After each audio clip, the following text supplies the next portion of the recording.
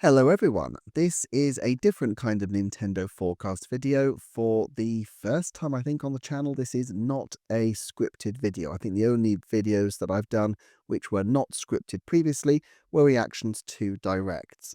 However, I think you all know what kind of video this is. This is a classic tier list video, and it's not something that I've done before, but I thought as we were approaching the holiday season, and given that several people over the years have asked me about my opinions about various games, I thought it might be a fun one to do. I've always enjoyed tier list videos, and so I thought let's give it a tilt. So what I'm going to do is just go through the games in order. Now what I've already done is I've already filtered out the games from here that I have not played. And I've also taken out games where I might have played them, but I haven't played them substantially. So for example, Kirby Star Allies, I did give a go to the demo, but I didn't really jive with it, and so I never played it through to any significant degree, and I'm not going to count it on here. Okay, let's get started. And the first game up is, of course, Zelda Breath of the Wild. This one is absolutely easy because it is a legendary game. It brought me back into gaming to a degree which I hadn't done for quite a while before. I'd kind of fallen out of regular gaming to a large degree over the late noughties and early 2010s, and just the image of Zelda Breath of the Wild, just those first trailers, everything about it was just so compelling to me. The game did not disappoint in the slightest. I've got hundreds of hours in it. It is a truly beautiful piece of work. Let's go down then. We've got Mario Kart 8 Deluxe. I like Mario Kart 8 Deluxe, but I don't absolutely love it. It's pretty good. I think it's sensational in lots of respects just because it's got so many courses by now, especially with the additional tracks. I don't have the same nostalgic appreciation for it that I do for particularly Mario Kart Wii. I think is probably my favourite, although maybe the Game Boy Advance one also really sticks with me. But despite that, it's clearly a fantastic title and deserves to be in that sensational band, I think. Okay, here we have Arms, and oh, where do we put this? Now, here's the problem. I really love Arms. I love the music in particular. I just think the music is so engaging, so absolutely just fascinating and brilliant. I like the characters. I love Master Mummy. I love all of them, but it is not the fullest featured option that there has ever been on the Nintendo Switch. And I find that a little bit frustrating because it is so close to being awesome. Also, I really dislike the volleyball mode. The volleyball mode just really irritates me. And because I use all of the motion controls, there's something about using motion controls that I just think is great with arms. Uh, it just annoys me using those. So I am going to say, oh, is it sensational? I'm going to say it's great. I feel like there is easily a chance for an ARMS sequel to be sensational, but this one didn't quite do it, even though it is very, very, very close.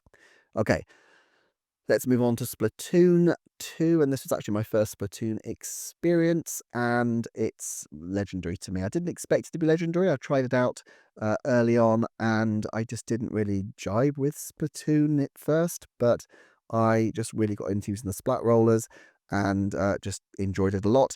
And I played through all the one-player mode, and it's just absolutely fantastic. I've got well over 100 hours into it. I think Splatoon 2 is my favourite of the two Switch ones because of Moray Towers, but, you know, they're all pretty cool. Okay, let's have a look at Mario and Rabbids Kingdom Battle. Now, I love a tactics title, and I have to say, of the Rabbids titles on the Switch, I think this is actually the better one. And is it quite legendary? It's probably not quite legendary, you know, but it's so close. There's so many moments, in particular, that whole opera boss battle is just superb. And there's so many brilliant layouts. There's so much extra stuff you can go back and do. I'm going to put it in sensational, but this was one of the real revelatory games of the early Switch for me. I just thought this just showed how much, uh, how brilliant this era could be.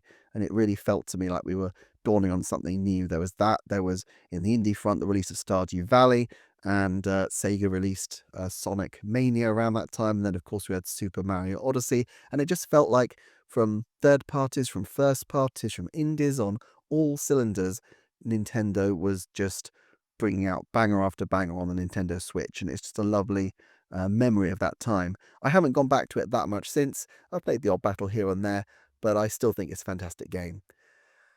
Okay, then we have Super Mario Odyssey, and I always kind of feel like when I look back, I didn't enjoy Odyssey as much as I seem to really enjoy Galaxy, and I spent so long playing Galaxy. And yet, when I objectively look at it, it's so much better in so many ways. I think the odd thing about Odyssey, and Bonanza has this same problem, is that it is so feature packed. Like, at first, you are just constantly being bombarded with new elements, new discoveries. It's just so feature rich. But then the bulk of your playtime, inevitably, if you're enjoying the game, is to go back and kind of suck the marrow out of it, and it just starts to feel a little bit more sparse. And so you kind of forget how amazing it was for the first 15, 20 hours, because the 40 hours after that are not quite at the same height, even though, what could be at the same height. I think it's got to be legendary. I mean, it is just being chased through New Donk City by a dinosaur. I mean, there's just so many aspects of this which are fantastic. Probably in terms of my enjoyment, it's not quite up there with Splatoon or Zelda, but it's a classic title, and I do love the 3D Mario titles. Okay, sorry, Xenoblade Chronicles 2. Now, I only played this quite recently, and I finished it about last year, I think.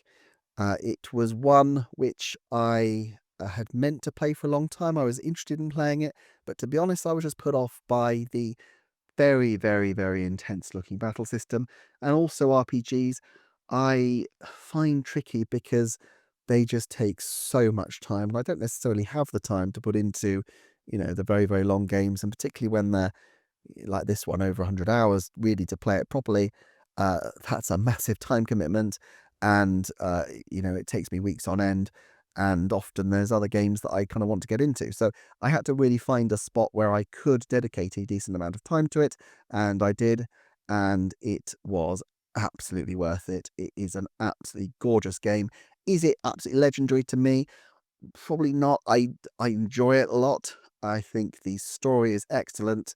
I think the battle system is uh, fine for what it is. It's not those kind of RPG mechanics, the very intense RPG mechanics, aren't really the kind of thing that motivate me massively, even though it is an enjoyable battle system and you do get a lot out of it if you put a lot into it. But I wouldn't have said that this is the major draw of it for me. The major draw is the world and the music and just the whole atmosphere of the game, and of course the story. So I'm going to say it's a sensational game, and I would really recommend people check it out. Okay, Snipper Clips. I love Snipper Clips. It's, apart from anything else, it just screams the early Switch to me. There's something so nostalgically beautiful about it. Now, it's not the most in-depth and perfect game, so maybe it should go into great. It's, at the end of the day, it's a smaller title. Can I really put it alongside Sensational? Yeah, I can, because it's great. Okay, Donkey Kong Country Tropical Freeze. I adore Donkey Kong Country. But I do have one major thing that I find annoying about it, and that is the bosses. I love the actual levels, the flow of them, the fluidity, just the music, everything about them. But then you hit the boss battles, and so many of these are boss battles where you are waiting and waiting and waiting for an opportunity to get a hit in. And if you muck it up, and I'm not that great at all this sort of stuff, so I do often muck it up, then you have to wait and wait and wait again, and it just drags so much. And I have to say, I think all the bosses in that game are like it. It's just frustrating because the rest of it is awesome. Now, having said that, I kind of feel like it does belong in Legendary because I'm not sure that there is another 2D platformer, and I love loads of 2D platformers. I love, Celeste and Sonic 3 and Knuckles, but I'm not sure there's another 2D platformer that's as consistently awesome in the other sections of the game. But the boss fights do drag it down to me to merely being sensational, which is still incredible. It's my favorite of the Donkey Kong games. It is superb, but yeah, I could do without the boss fights, to be honest. Okay, and let's have a look at Mario Tennis Aces next. Oh, Camelot's lovely new tennis game. I did like it fine, but I can't say it really wowed me. I think it's going to go in great. The thing about Mario Tennis Aces is that it does actually have quite a lot in it. It's not like some of the later sports games where you felt like it was underfeatured. There is a substantial adventure mode, and the actual core mechanics are always good fun. But and also, actually, I will say I've had quite a lot of fun playing this two-player, particularly with the physical controls. So, yeah, I'm going to stick it with great. Captain Toad. This is one of those games where I really wanted to like it more than I ended up doing, and I don't quite know why, because I like these sorts of puzzly games. I think, to be honest, the lack of the ability to jump made me feel oddly claustrophobic. I don't know if that makes any sense, but I just was like, "Why can't I jump? I really want to jump." Um, and so I don't know. Yeah, I'm gonna say it's good, but not great. I kind of need to go back and replay it because I feel like I've been unfair on it, but I've tried a couple of times and I just didn't really click with it. Okay, then we have Torna. Now, while Xenoblade 2 is sensational, I finished Torna over last Christmas. Um, Torna is fantastic. Story-wise, it's absolutely brilliant, but it is very much an extra, very much an addition to what's already there. And to be perfectly honest, if you are mainly into the battle system, it's fine. Into the grinding system, it's great. But it didn't feel as essential to me. I feel it's good. To actually finish it off, you needed to do an absolutely vast amount of grinding, which I just do not have the time or the patience to do. So I just ended up searching up a video of the final ending once I got to that point. But it's if you like the battle system and that aspect of Xenoblade Chronicles 2, it is superb. And definitely for the story, it's well worth experiencing. It's just not that side of things wasn't as interesting to me. Super Mario Party, I should have moved away because I didn't really get into that game in any significant degree. Let's go Pikachu. Yeah, I like Pokemon fine. I don't get into all of the games. The first game I played was Pokemon Blue, and since then I have played tiny amounts of some of the others, but I've never really got into the franchise in any major way since. Uh, Let's Go Pikachu was obviously a massive nostalgia thing to me because it was the same game from my childhood, and I enjoyed it fine. I didn't actually finish it in the end. The thing that I liked most about this, to be honest, was just the graphics. They look so sweet and so beautiful and so optimistic, and yet somehow it also felt quite limited because it was trapped on that Game Boy grid still. And the funny thing is that Link's Awakening came out a year later, and that didn't feel restricted. That felt so open and free, despite the fact that it was clearly on the same grid system and it even used the, what's it, 8-point directional compass. It was not a particularly open game, but something about the way that Pokemon play did feel more limited. I'm going to put it as great. I meant to keep going with it, but I just didn't. And also the Pokeball I thought would be really exciting, but in the end it just cramped my hand and I didn't really enjoy it that much. Um, However, the game that I didn't expect to enjoy anywhere near as much as I did was Super Smash Brothers. I'm not a huge fighting fan as a rule. I have played previous Smashes, obviously, and I like them fine, but I didn't really get into them to the same degree that I did with Super Smash Bros. Ultimate. Obviously, the World of Light was just absolutely superb, and the music, the opening music is great. Everything about it is fantastic, and I just really enjoyed it. So, Super Smash Brothers definitely goes up there right at the top as a legendary game. Okay, and then we get to Super Mario Brothers U Deluxe. Ugh.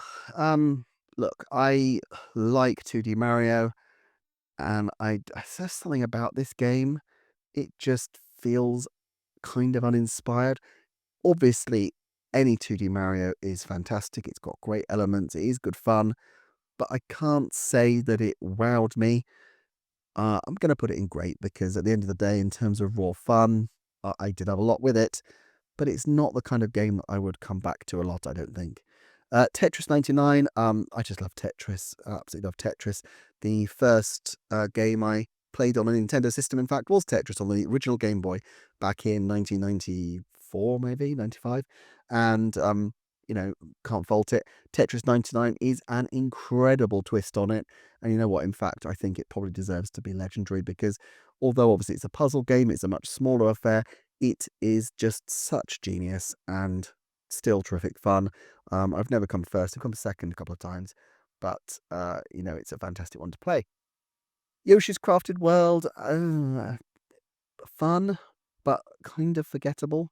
And I can't really remember anything that makes me go, oh yeah, that was really good. So I'm going to say, is it good or great? I mean, I really enjoyed it at the time. I didn't feel like, oh my goodness me, this game's not for me at all. But I just didn't really have the desire to go back to it that quickly or to really remember anything particular about it. So I'm going to put it under great. Box Boy and Box Girl, didn't really see the point. Something about it seemed a little bit off. Not sure what it was. I've not really played the previous Box Boy games, so maybe it's just the style. I thought looking at it, this would be awesome, but just didn't really do it for me. It's not bad, just didn't really go. I've not got a bad column because, to be honest, I've not got any games on the Switch where I thought, oh my goodness me, I hate this game. I enjoyed all of them I played really, but a few of them I didn't really get into quite as much as the others. Cadence of Hyrule then. Lovely idea, lovely graphical style. Gameplay, probably not for me in the same degree, so I'm going to put it in good, but you know, classic title. I'm really glad it's on the Switch, and I'm really glad I played it. Super Mario Maker 2, I was so excited for this one. A lot of people don't like Super Mario Maker 2, but I think, look, it's still a classic title. It's great having it on the Switch, and I can't really fault it. I just think it's just the most genius idea. I remember when it came out on the Wii and just thinking, no, the Wii U, and thinking this is just such an incredible idea. And it's not even that it was that surprising or unique an idea in a sense, but it was just so perfectly delivered and just the thing that you never really thought about whether you wanted it or not, but now that it was there, obviously, what an amazing concept. Fire Emblem Three Houses. I love strategy games. I do like Fire Emblem titles. I found Three Houses a little bit what's the word? I didn't find the story as compelling as other people do. I found the monastery stuff incredibly dull and tiresome. I found the fact that it was tied to the monastery made it feel quite claustrophobic. It wasn't really giving the same breadth of location that some other games have given me, and I didn't really relate to any of the main characters to the same degree as others. And so even though I enjoyed the battles as a game, I have to say I didn't enjoy it as much as I would have expected from Fire Emblem, which isn't to say I didn't enjoy it because I did a lot, but it didn't quite match my hopes for the game, and I'm going to put it in great rather than anything else. Astral Chain was one of those games which I bought and I was really excited for, and then I was just so unbelievably busy with work. And then a few weeks later, Link's Awakening launched. Of course, I wanted to play Link's Awakening, and then Luigi's Mansion launched, and I've never actually gone back to it. I don't have many backlog games. I'm not a huge backlog person, but Astral Chain is definitely one of them. From what I played, I would definitely put it as great. Obviously, it wasn't so sensational that I was leaping back to it or ignoring some of the best games ever in order to return to it, but I am very excited to do so. I must admit, part of the reason I've held off in recent times is because I thought they might give it a bit of a glow up on the Switch 2, I should say, but they haven't done that yet. Hopefully, they still will.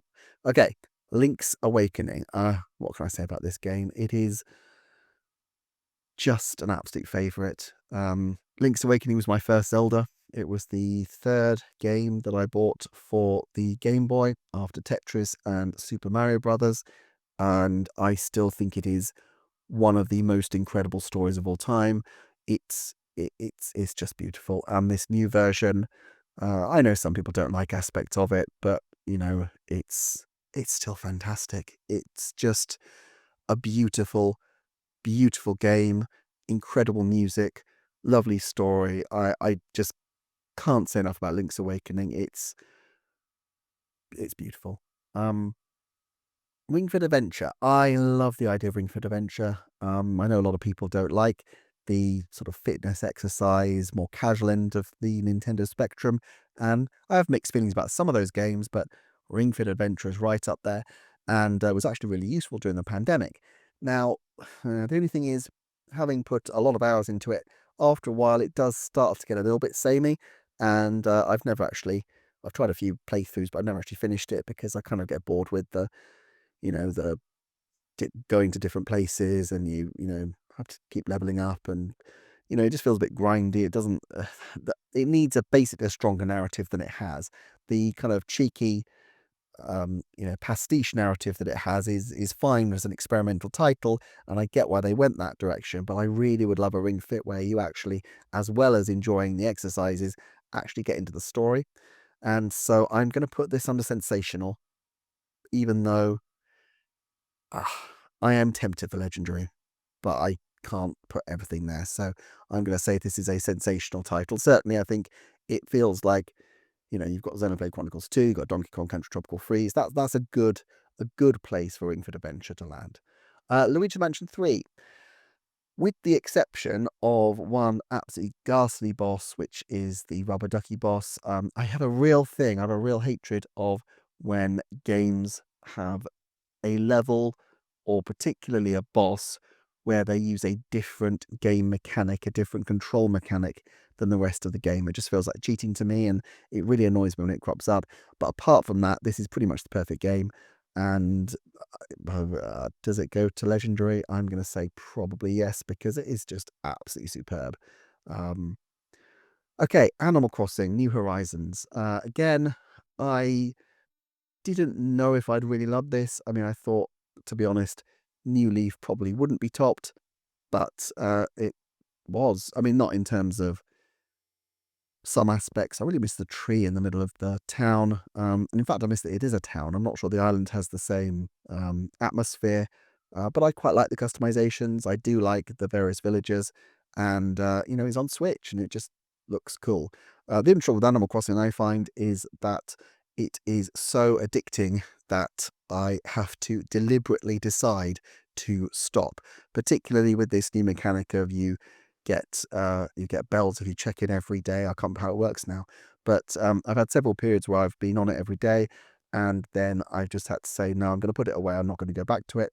The problem with that is that, and this is purely like a reflection of my personality. Obviously, I've got an addictive nature in some degree, but I can't then go and dip in for events, which means there are actually periods of the year where there's probably stuff going on in Animal Crossing that I would love to check in on, but I just miss it, or don't do it. So I when the next Animal Crossing game rolls round, I'm probably gonna have to be careful about thinking about how to maybe be a bit smarter about making sure I log in for particular events, and try to, I don't know, manage my use of the game so I'm not quite so addicted to it. Um, Xenoblade Chronicles. I really love this game. Um, Probably it deserves a whole video because the story is incredible. I did actually do a quite a big deep dive, and then my computer ate it. Not the whole video, I should say, but the script for one, and as a result, I've lost some of my notes. It's a story which I absolutely adore the beginning part of it, but it changes quite a lot. It goes through the back, without giving anything away, but the back, maybe quarter of it is very grim, very bleak, and that's not really my cup of tea to the same degree. And so, although um, I find it a really enjoyable game, the battle system is fantastic, the characters are great, and the story is fantastic. That probably just slightly takes it off from being the most amazing to me, even though it is really good. I think I slightly prefer the characters and the optimism, and just the sort of the brio and the world of Xenoblade Chronicles 2. But the original Xenoblade Chronicles is a classic, and there are some moments in there, and particularly some characters, which are just, all-time greats. Okay, let's move on. Clubhouse games. I really like Clubhouse games. Is it great? Is it sensational? Oh, you know what? They're not really. I can't really put it higher than great, but for what it is about the best that you could get for something that's that simple. And I do get it out quite a lot, and I just really enjoy it. I think you see Othello there. That's a great one. But there's lots of little games that are really cool in there. Jump rope challenge. I mean, look, it's a tiny little game, but actually for what it was, I thought it was quite good. Paper Mario: The Origami King. This is another one where the bosses really let it down for me. I wanted to like this game a lot more than I actually did. The other thing is, I didn't mind the battle system, but it didn't really wow me. And just ultimately, although there were lots of open world elements, it wasn't quite open world, but it was very open in style. It uh, it just didn't quite have enough to keep me hooked in. So I would put this great. I'm probably going to put this as good. It was fine. It was a good and enjoyable experience. I did find particularly the boss battles really frustrating and also just dull. Just to look at them, they weren't that interesting. Um, so not my favorite of the Paper Mario games, but it's still a pretty good time. Super Mario 3D All Stars. Well, I mean, I just love Mario Galaxy. That was amazing. Sunshine, I really, really want to love, but it has its problems. Mm, I think, look, in a way, it was disappointing because there was so much potential to really redo, particularly Sunshine, but it would have required a huge amount of effort, and actually, it would have changed some of the context of the original game in a way that might not have really worked for Nintendo. Um, but the actual games themselves are superb. I am going to say, just based on the amount I play it, I think it's great. I do go back to it now and then. I enjoy it, but it's a collection of old games, and in the scheme of things, there wasn't that much done to them. But yeah, pretty good title. Mario Brothers 35. I never played that much of it. I enjoyed it fine, but it wasn't like something I was addicted to. I probably put I don't know, a few hours into it maybe. Mario Kart Live Home Circuit shouldn't have put on there because I never played it, but I did love the idea. I just seemed like the sort of thing that I wouldn't really use that much. Pikmin 3 Deluxe. I adore Pikmin, but is it legendary when Pikmin 4 has so thoroughly outclassed it? It kind of is, to be honest. It is a great, great game. I'm going to put it in sensational just because, Pikmin 4 is head and shoulders above it, but it is still absolutely fantastic. Hyrule Warriors Age of Calamity. I love this game right up until the point where it was obvious that they were going to retcon the introduction to Breath of the Wild, which was not really why I was playing the game. The actual battle mechanics were fine, but not so wildly amazing that I would play it without the story there or the aesthetic. So yeah, it became great for me. It could have been sensational or even legendary, but it's not. 3D World and Bowser's Fury. I mean, look, Bowser's Fury alone is incredible. 3D World is great too. I just love a game where you think it's over and then you realize there's more, and then there's more, and then there's even more. It's a really generous title, which I suppose you could argue is just because they stop it actually really early, so it wouldn't be generous if it stopped where it seems to stop. But it is a lovely title, and yeah, Bowser's Fury, just a lovely game. Just shows you don't need to be that huge to have something memorable and exciting and fantastic. Um, Famicom Detective Club then. Right. The Missing Air is my least favourite of the trilogy so far. It's fine. It's a good way in. Like with The Girl Who Stands Behind, it's a little bit janky because it is, at the end of the day, an NES not port, but remake, you know what I mean? And so it isn't as smooth as MEO. I'm going to put it with, it's either good or great. I'm going to say great because it is good fun, but it doesn't compare at all to The Girl Who Stands Behind, just in terms of story. This is Yoshio Sakamoto at his best. There's one image which is, I think, what Kubrick would call a non-submersible image, just something that kind of just sticks with you right at the end.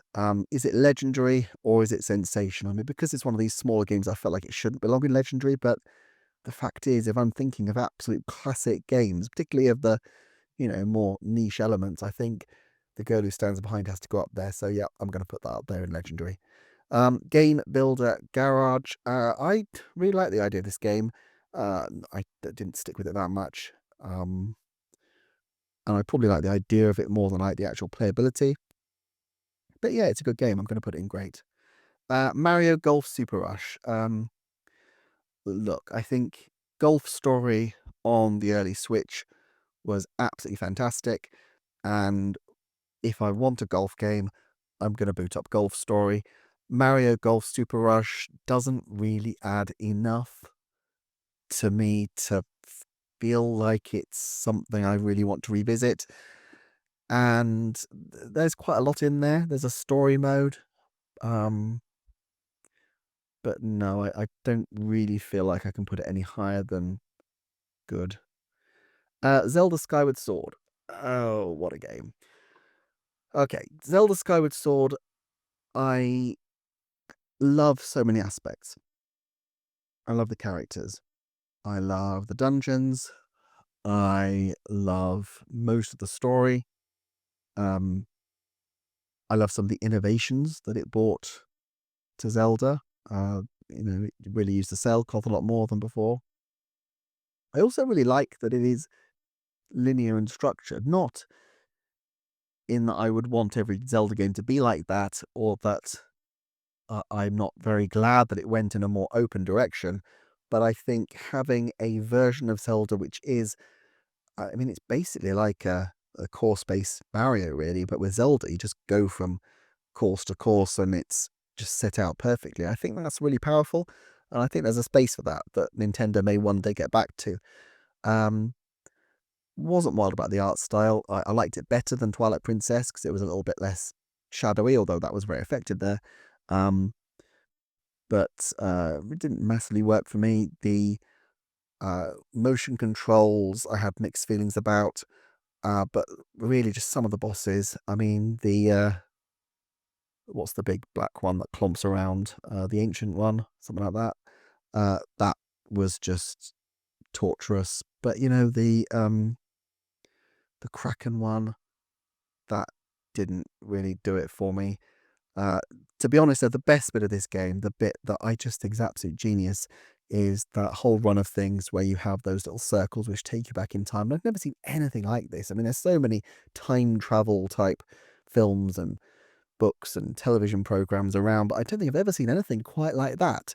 And it's just genius. It's just such a brilliant atmospheric idea.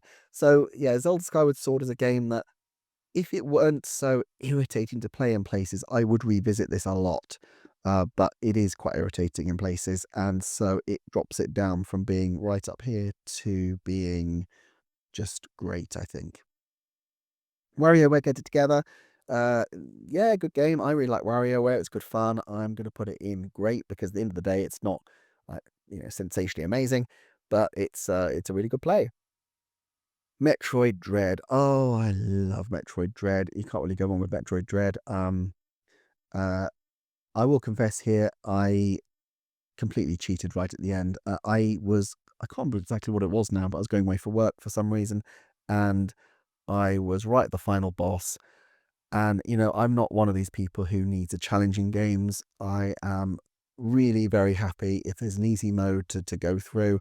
And I was never going to be able to beat Ravenbeak in I don't know, the hour I had left. So I just searched up the ending rather than try to fit it into odd moments over the next week. I really wanted to see how this thing ended. I really didn't want to be spoiled.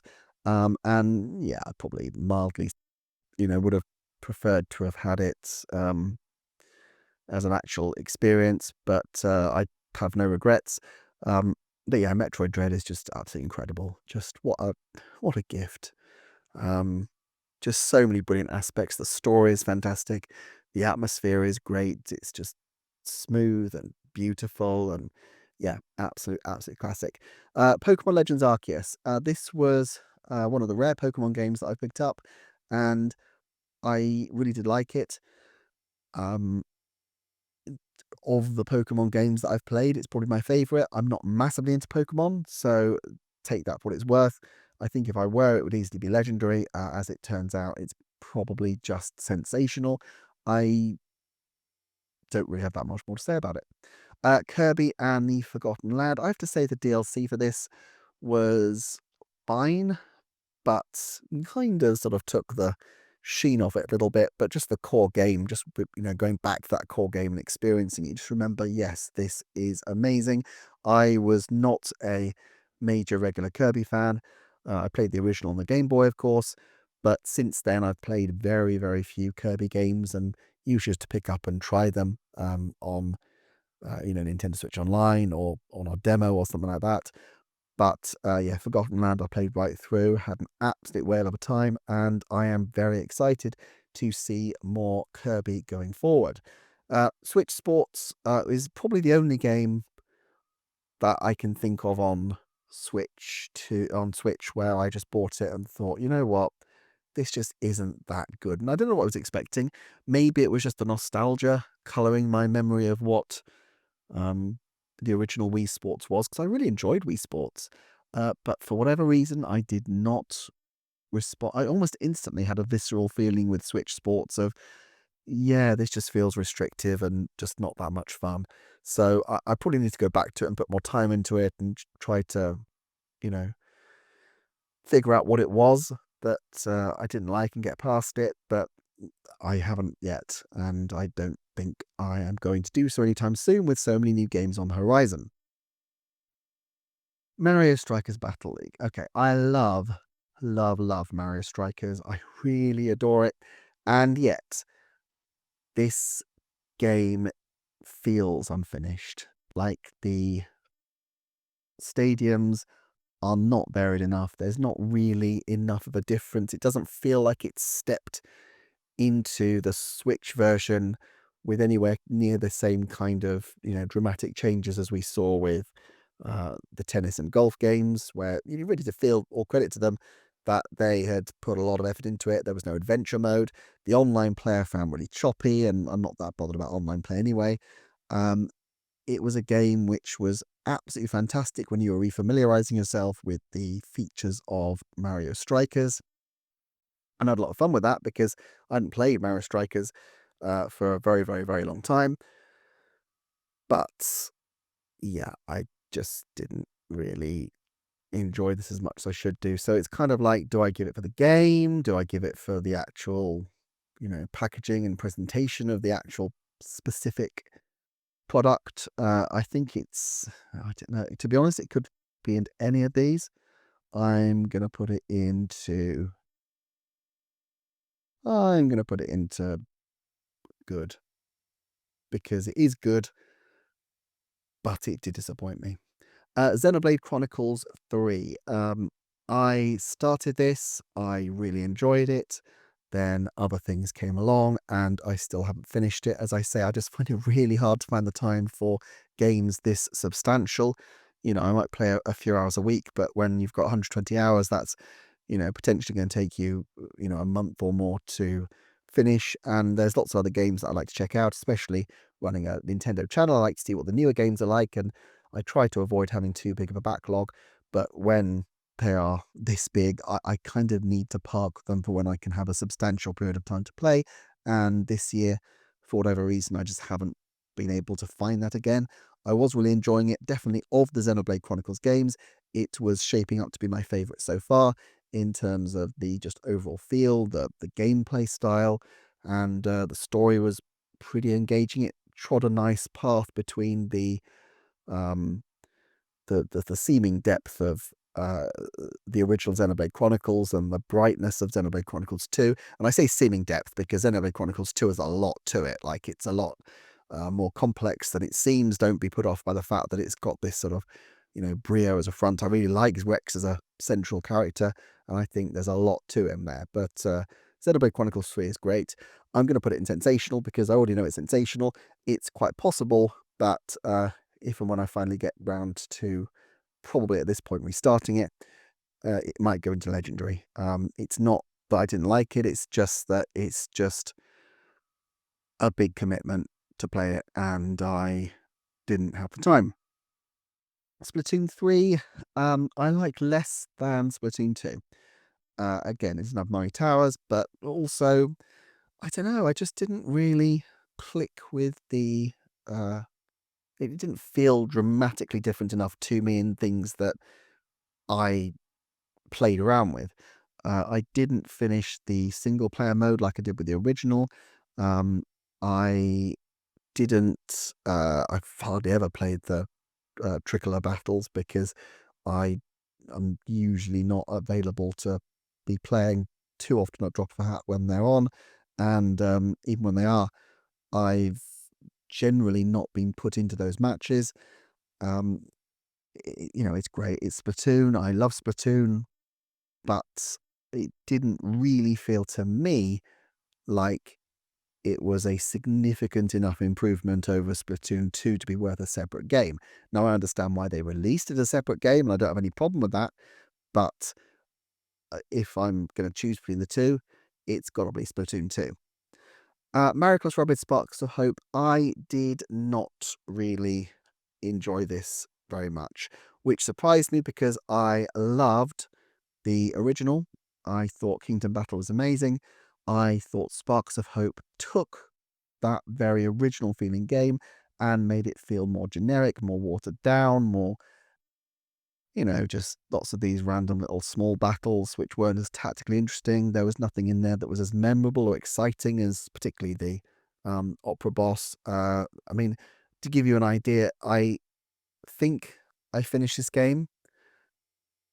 Well, I know I finished this game, but then I actually thought, did I actually finish it? And I had to go back and check and realize, oh yeah, I did finish it. And it just, obviously, the memory of it had completely gone. So, it's not so-so. There's a lot to it that's good, but I can't really say it's any better than good because I found it disappointing. By the way, I'm not really ranking these within the tiers so much. I'm just kind of putting them whenever. Okay, Fire Emblem Engage. Of the Switch Fire Emblems, yeah, it's right up there. Is it legendary or is it sensational? I don't know. I'm not sure there's any Fire Emblem I'd say is quite legendary just yet. As much as I do love tactics titles, I don't think Fire Emblem is my absolute favourite type of tactics title, but I do think it is superb, so I'm going to put it up there. Metroid Prime Master Ball, that's obviously legendary. Don't even need to say too much about that. Oh, this again shouldn't be up there. Kirby's Return to Dreamland Deluxe. I really need to go back to this one because I never bought it, but I'm kind of waiting for a deal now at this point. But I'm very interested to play it after Forgotten Land. But at the time, there was so much going on that I just didn't get around to buying it. Okay, Advance Wars. Where will this go? Yep, Advance Wars is obviously, I might put it up here, I suppose, but I'm not ordering them. Advance was obviously a legendary game. Look, some people don't like this version of it, and I understand where they're coming from, but it's Advance Wars on Switch, and it feels modern, and it's got so many extra bits and pieces in there, and it's just amazing fun. I think it's terrific. I think, to be perfectly honest, even if if you've played it before, it's incredible, but if you haven't played it before, each of these games individually is superb. Both of them together offer so much value. I mean, I've really played a fraction of what I've played of games before, and I've still got well over 100 hours into it. Obviously, I played so much on the I used to play it on DS, but obviously it was the Game Boy version particularly. But yeah, this is a classic. Zelda Tears of the Kingdom, yeah, that's clearly again just superb. Can't really knock it. I know a lot of people are like, oh, is Breath of the Wild better? Is Tears of the Kingdom better? I love both. I can understand the affinity for Breath of the Wild, and I feel that because it was not just a game, it was a moment. It was a a sense of something changing, a sense of something truly incredible. And I do have a really deep affinity for that game. However, Tears of the Kingdom does deepen it in so many ways. Literally, it deepens it with the depths, but also just everything is better, tweaked. Now, in some respects, as a storytelling device, I think having everything be a struggle in Breath of the Wild works with the story, whereas in Tears of the Kingdom, it feels like you're chopping from place to place a lot more. It feels a lot more kind of discombobulated. And even though I like the story of Tears of the Kingdom quite a bit more, I don't think necessarily the game syncs with the story in the same way that Breath of the Wild's exploration kind of tells its own story. Plus the fact that it is ultimately recycled Hyrule, even though it did feel really fresh, does take an element away from it. So I can understand people not liking Tears of the Kingdom as much. I really do like it. I have not significantly returned to Breath of the Wild since, and it is something I would like to do, particularly given that there's the new versions for the Switch 2.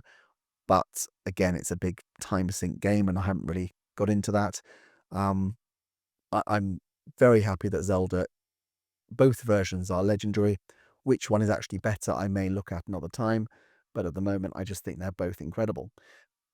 Okay, the original Pikmins. Pikmin 1 is kind of hard to play now, to be honest. It's fine. And it's obviously a classic, but I'm going to put it in great. Pikmin 2 is a little bit easier to play and good fun. I'm going to put that in sensational. And Pikmin 4 is absolutely superb, and that is going to go in legendary. F-Zero 99, I'm not a big fan of the 99 games as a rule, but they're great fun. I have to say F-Zero I'm not that good at all. I really like F-Zero, but it doesn't particularly like me, and so I generally end up crashing. Is it sensational? Is it great? To be honest, I didn't play it as much as other titles, so I'm going to go with great here.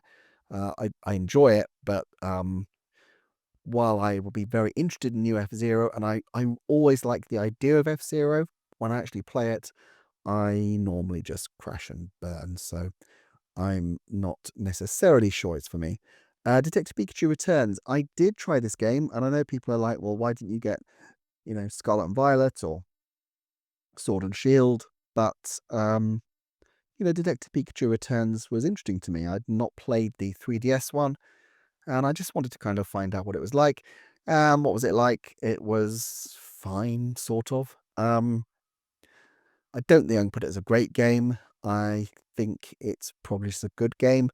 I didn't actually finish it, uh, but I did have a good time with it. Yeah, it just felt a little bit empty somehow. I'm not quite sure what it needed. Graphically, it really did look quite ropey in places. And given that it'd been so long in development, that was a bit disappointing. I know it's the original Switch, but there's loads of games on this list which look incredible. So I think they could have given it a bit more of a glow up. Super Mario Brothers Wonder. Yeah, that's easily legendary. Superb game. Absolutely loved it. Proof that you don't need to be massive to be really exciting. WarioWare Move It. I'm gonna say, I think because the Move It elements, I it's just fiddly to do the motion controls, and so I don't as much, and so I haven't played it to the same degree. So I'm going to put it as good, even though I'm probably underestimating it. It's probably a lot better than I give it credit for, but if I'm going to play one, I play Get It Together, and so Move It kind of just has to move it out of that category. Super Mario RPG. Now, I have such a nostalgic affection for that era of the 90s, and I did not have a Super Nintendo. I had a Mega Drive, I had a Game Boy, yeah, but not a Super Nintendo. And I remember looking at Super Mario RPG and thinking, oh my goodness me, this thing looks absolutely incredible. Now, having said that, while it is amazing, I don't think it is as incredible as many other RPGs since. And there are a couple of bits in there that annoy me. I really dislike quizzes which check if you're paying attention to obscure things within the game, particularly when there's a time limit. It's one of those irritating things that just throws me. And I know I should be paying attention to this stuff, but I just, if I'm playing it over several weeks, I just really don't care. So I that kind of bumps it down to me.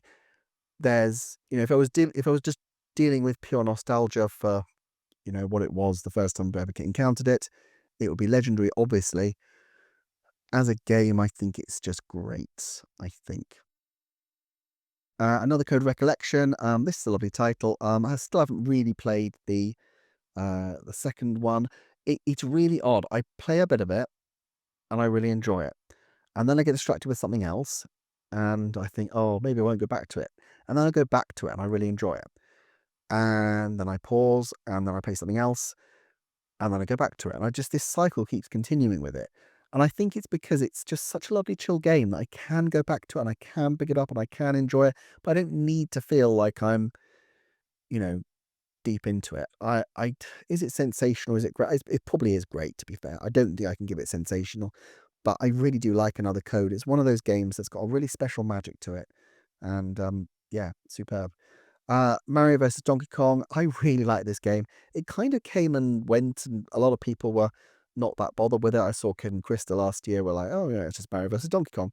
But it's a fantastic game. I like it even more now that I've researched a bit more about it and I've found out about some of the people behind it and how it links to a lot of possibly new developers who potentially might work at Nintendo in the future, or are working at Nintendo, I suppose, but have been recruited via DigiPen, um, their kind of university system tie-in.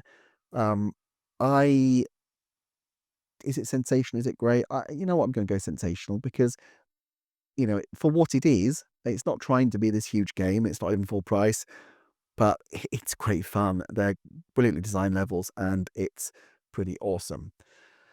Paper Mario: The Thousand Year Door. Look, of the Paper Mario games, this is obviously awesome. I like Paper Mario games, but like with all the Mario RPGs, they're not like, yeah, they're not the games that I would go, yes, I've got to replay them. Whenever I'm playing them, I really enjoy them, but um, it's not the Mario experience that I really seek out that much. So I would say, is it sensational? Is it great? I would say, because of the quality of it, I'm thinking sensational. But no, you know what? I'm thinking I'd probably enjoy Another Code Recollection more than The Thousand Year Door. Great as The Thousand Year Door is, absolutely no doubt about that. It's just personal taste. I just don't necessarily think that I would want to return to Paper Mario, The Thousand Year Door, quite as much as some of these other titles in Great and Sensational. Luigi's Mansion 2 HD. Oh, I think Tantalus did a great job with it. This is not a slam on them at all, but I forgot how limited the game was, and I didn't enjoy it as much as I'd hoped, so I'm going to put it in so-so. It's not a reflection on the port. It's not even a reflection really on the original game, which has lots of good elements. I just think after Luigi's Mansion 3, it feels like such a backward step, and I didn't really consider that. Plus the fact that it was full price was kind of annoying, but it was my own fault for buying it when I probably should have known better. Emmy of the Smiling Man. Look, this is incredible. Oh, is it legendary? Is it sensational? Look, having put The Girl Who Stands Behind up there, I mean, I could put two up there. Also, there's two other franchises, so in theory, there's no reason not to put it in legendary. Um, I don't think the story is as good. I don't think the final revelation is as satisfying. I mean, it's fine, it's good, but it's not like, oh my goodness me, wow. The ending of the game, the true ending, if you like, the full ending is absolutely shocking and incredible. But as a version of Famicom Detective Club, it reinvents it in a way that's really compelling and I really like. I'm going to say it is. I'm going to say it's legendary because it's just great. I just love Famicom Detective Club. I am so excited this franchise is back. And also, I am slightly nervous about the loss of Yoshio Sakamoto. I don't know if he will be working on the next one, but at some point he will be going. And I do think that his storytelling sensibility, I know it's not for everyone, but it does really appeal to me. So I will be interested to see how it evolves beyond that. But I think Emio is fantastic. And also, I've got to say, there's some really funny lines in there that are really good. Um, Echoes of Wisdom. I like Echoes of Wisdom a lot. However, it is fair to say that as much as I was absolutely overwhelmed and excited to play it, and as much as I really did enjoy it, it has not stuck with me like other games in the Zelda series have. It possibly feels a little bit more disposable in that sense, even though there are great elements in it. I think any Zelda is, going to really struggle to be not in the top couple of tiers. I don't think I can put it in legendary. I think it's better than great. I think it is truly a sensational game. I love the mechanics and I like the fact that they've kind of reconstituted the open air kind of 3D Zelda look for 2D. But is it a game that kind of just penetrates that absolute top tier? No, it's probably not. But not to say it's not really awesome. Jamboree, I didn't really play enough of to really say about. Brothership, I ran out of time to play. I was playing Xenoblade, and so I still have not really got into yet, particularly the fact that it didn't get the best reception, which was a bit disappointing. So I will get to it at some point, but that is on the backlog. Donkey Kong Country Returns HD, bit like Luigi's Mansion 2. Obviously it's a great game, but it's not the greatest of the games. It's certainly not as good as Tropical Freeze. And to be honest, it didn't feel that great to play on the Switch. It didn't feel like, wow, this is absolutely, sensationally new and different and improved. Not that it should be. So yeah, it was kind of a relatively forgettable one. Xenoblade Chronicles X. I felt like I should finish 3, but I really wanted to play X. It is beautiful. Now, I have to say, the gameplay kind of mystifies me. I really need to look into guides and figure out exactly what I'm doing, and I haven't done that just because, time and there's other stuff I'm kind of playing. I kind of really only wanted to try it, and then I ended up spending like 15, 20 hours just puttering around, just enjoying the world. It is an absolutely gorgeous world. It's so lovely to be in. Um, and to be honest, the battle system and all that sort of stuff is not the great draw for me with these games. So in a way, that kind of only holds it back. The complexity of it kind of holds it back. If it was just kind of puttering around and taking photographs of stuff, I'd be pretty happy, to be honest. But I like Xenoblade Chronicles X a lot. It's not a game I've really got into. I definitely haven't scratched the surface of it. But even just from a relatively limited sampling, although let's face it, 15, 20 hours is probably more than most people uh, play in some of their major favorite games, because some of these games are not that big. I think X is superb. The separate version of Galaxy, well, obviously I'll counter that with the others. Galaxy 2, yeah, I've been loving Galaxy 2. Absolute ride to the game. Obviously, as a version on the Switch, it's improved, but it's not like it's absolutely blown the doors off anything that's come before. It's still essentially the same game, even though there's lots of great features in it. The original game is clearly legendary.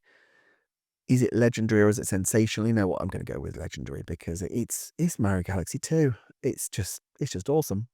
Um, and that brings it to the end for this list. Now, of course, there are Switch 2 games which could be added to this, which is not in the purview of this specific version of the tier list. So I will just indicate where those currently sit for me. But of course, because they're all newer, I feel like it's not the worst thing in the world not to have them in there, because it needs a bit of time to let the dust settle, I think.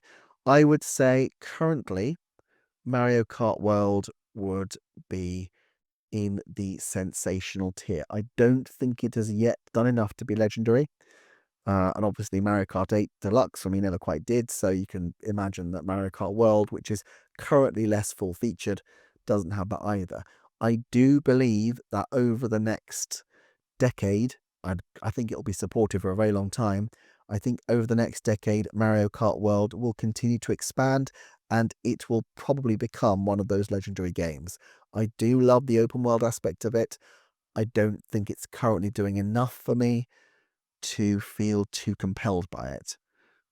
Donkey Kong Bonanza, again, that's a very difficult one. Just like I described with Odyssey, at first, the first sort of 20 hours are so incredible, and I just think it almost shoots itself in the foot, because if it just stopped and said, right, there's no more game, then you wouldn't have that slight disappointment that comes with the post game where it's not quite as content rich, which is so unfair because it is purely a product of being a victim of his own success. So whether it sits in legendary or sensational, I'm not quite sure. I really, really loved it, but I haven't gone back to it quite as much, but I think I will do. So I think probably it will end up legendary, but I'm not quite sure where it's landing yet. Dragon Drive, I have not tried yet, and not sure it's for me, but I might give it a go at some point. And Legends ZA, I am likely to skip. There's other Pokemon games I'd like to try if I were going to try one. And then I'm really hoping that Metroid Prime 4 will be legendary, but that is not something that is out yet at the time of this video. And also, I am not going to be including Air Riders or the new Hyrule Warriors game, because at the time of recording, they are not out yet. And so I can't venture an opinion on them. However, that gives a kind of overview of where I am with the Switch games. In terms of where these rank within the individual rankings, I guess, oh, I don't know. Well, look, Advance Wars needs to come at the front. It can't go right at the front. Even I, as much as I love it, I have to recognise Breath of the Wild is a legend. And I think this is not an indication, if I put those two there, this is not an indication necessarily that I think Breath of the Wild is better than Tears. But I think those two hold the crown. I would say Link's Awakening has to be really high because it is incredible. I would say I really like Mario Maker 2. I probably enjoy it more than most. Dread, Dread's got to come up there, but then what do you do with all these? Pikmin 4, that's got to go up there, surely. I think I might like Pikmin 4 better than Dread, maybe. Smash, I love, but I don't love it as much. Same with Animal Crossing. Emio's got to come up higher. Wonder's got to be up there. And Luigi's Mansion, yeah, something like that, maybe. I mean, look, this is, maybe I'll do a separate video like, oh, Kirby. Oh, where's Black-on Metroid Prime Remastered? What am I doing with that one? There, maybe? I don't know. Maybe I'll do a separate sort of top 10-y one where I really think about this, but I mean, that's kind of the general outline of the major games I love. Okay, I'm going to leave that there. Thank you for watching. If you've watched all the way through and you enjoyed this kind of content, let me know. It's a bit different from what I've done before. Apologies to the people who use the subtitles, but I hope the automatic subtitles aren't too awful. Do check out the Patreon if you're interested in more, and I shall see you next time for another Nintendo Forecast. Thank you so much.